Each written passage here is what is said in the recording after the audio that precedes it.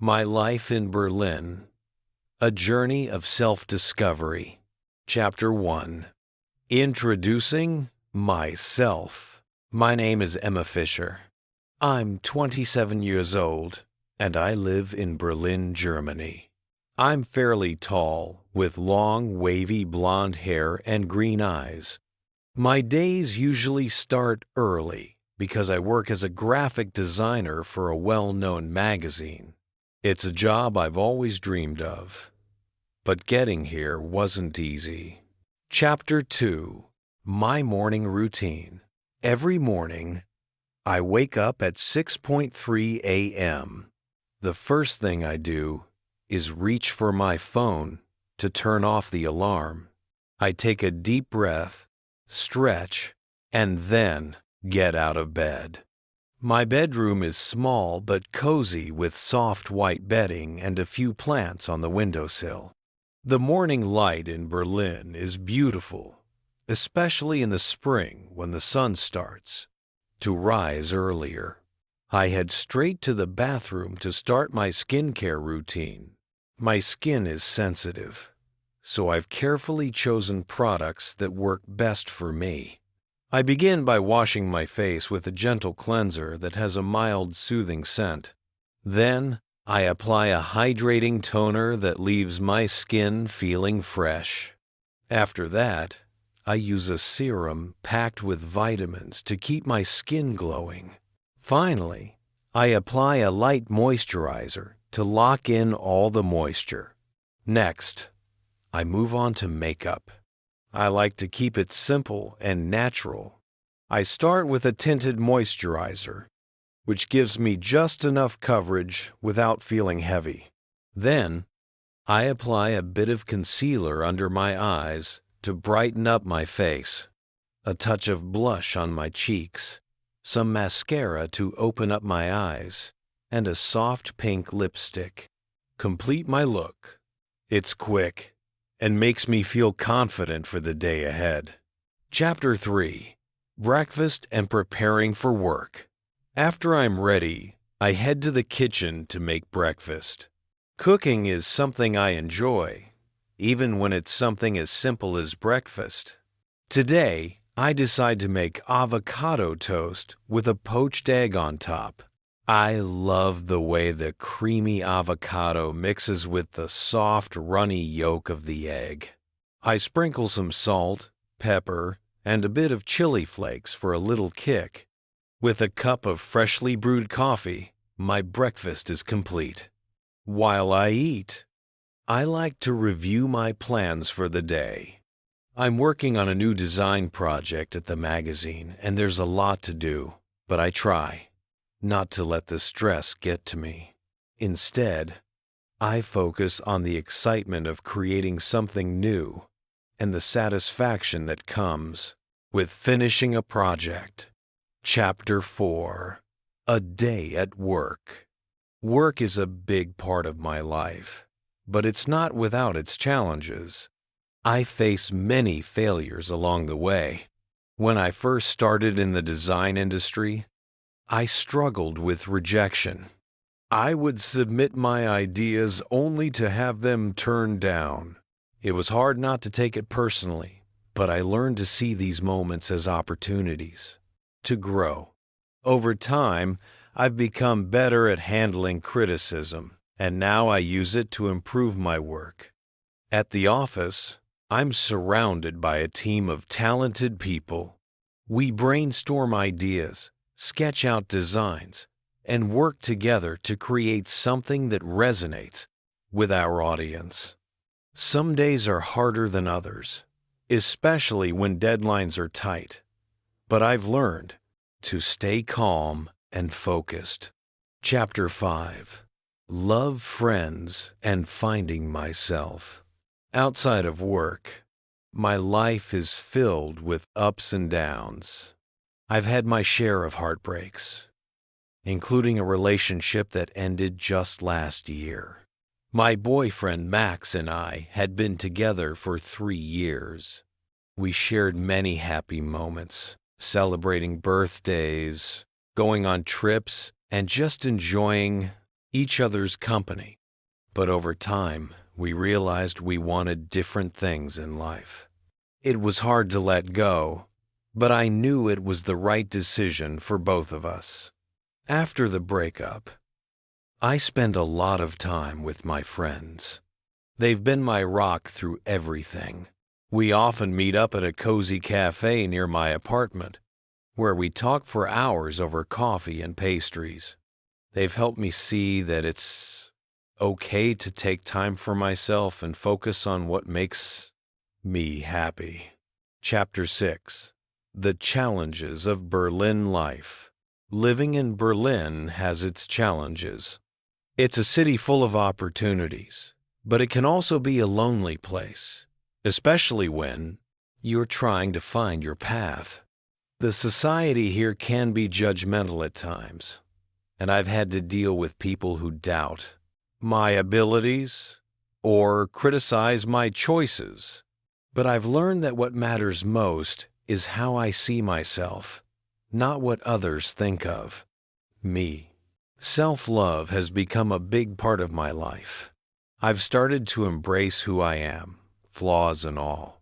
I've learned to be kinder to myself, to appreciate the small victories, and to understand that it's okay not to have everything figured out. Chapter 7. A New Beginning. Recently, I've been thinking a lot about what success means to me. It's not just about having a great job or being recognized for my work. It's about finding balance in my life, building meaningful relationships, and doing things that bring me joy. I've started taking cooking classes, learning new recipes that I can try at home. It's become a way for me to relax and unwind after a long day. As I continue my journey, I've realized that life isn't about avoiding failures or trying to please everyone. It's about learning from every experience, growing stronger, and staying true to who I am. And in Berlin, this vibrant city that I call home, I'm slowly but surely finding my way. Chapter 8. Exploring Passions and New Adventures. After my breakup with Max, I realized I needed to dive deeper into my passions and hobbies to fill the empty space in my life. I've always had a love for photography, but it was something I never fully pursued. So I decided to invest in a good camera and started exploring Berlin through a new lens, literally. On weekends, I'd wake up early, pack my camera, and set out to discover the hidden gems of Berlin. The city is full of contrasts. Modern architecture mixed with historical buildings, vibrant street, art, and quiet parks, where time seems to slow down. I found myself drawn to the people of Berlin, capturing candid moments of strangers as they went about their day. This hobby quickly turned into a passion, and soon I started sharing my photos on social media, receiving positive feedback from friends and even strangers. Chapter 9. Building New Connections. One day, while photographing in a small, lesser-known art district, I met a woman named Sophie. She was an art curator and instantly noticed my enthusiasm for photography. We struck up a conversation, and before I knew it, Sophie offered to display some of my work in a small gallery she was managing. This was a turning point for me. The opportunity to share my work with others felt like validation of my talent and hard work. The exhibition was a modest success. It wasn't just about showcasing my photos. It was about building connections with others who appreciated art. At the gallery opening, I met a diverse group of people: artists, writers, and other photographers. They shared their stories, struggles, and successes, which inspired me to keep pushing forward in my journey. Chapter 10. Learning new skills and growing. With my confidence growing, I decided to learn new skills that could further enhance my career. I enrolled in a course on digital marketing, understanding that it could help me promote my photography and design work better. The course was intense, with long hours of studying and practice, but it paid off when I started seeing results. My online presence grew, and I began receiving inquiries for freelance design and photography work. Balancing my full-time job at the magazine with these new projects was challenging. There were days when I felt overwhelmed, working late into the night to meet deadlines, but I reminded myself that these were steps toward building the life I wanted, a life where I could blend my passion with my profession. Chapter 11. Facing new challenges. However, not everything was smooth sailing. Along the way, I faced new challenges. One of them was dealing with jealousy and competition in the creative industry. Some colleagues were supportive, but others weren't pleased with my growing success. There were whispers behind my back, and I sometimes felt excluded from group projects. This hurt, but I knew I had to stay focused on my goals and not let negativity pull me down. To cope with the stress, I started practicing mindfulness and meditation. Every morning after my skincare routine, I'd spend 10 minutes sitting quietly, focusing on my breath and setting positive intentions for the day. This simple practice helped me stay grounded and clear-minded, even when things got tough. Chapter 12. Celebrating milestones. As the year progressed, I had many reasons to celebrate. My birthday came around in June, and I decided to throw a small party at my apartment. I invited close friends and colleagues who had supported me throughout the year. We spent the evening enjoying homemade dishes, my famous lasagna, fresh salads, and a chocolate cake that I had baked myself. The night was filled with laughter, toast to new beginnings, and a sense of gratitude for the journey I was on. Max, my ex-boyfriend, also reached out to wish me a happy birthday. We had a brief, friendly conversation, and it felt good to know that we had both moved on growing in our own ways. Chapter 13. Reflecting on the meaning of life. As I navigated these experiences, I often found myself reflecting on the meaning of life. What did success really mean? Was it about achieving career milestones, or was it something deeper?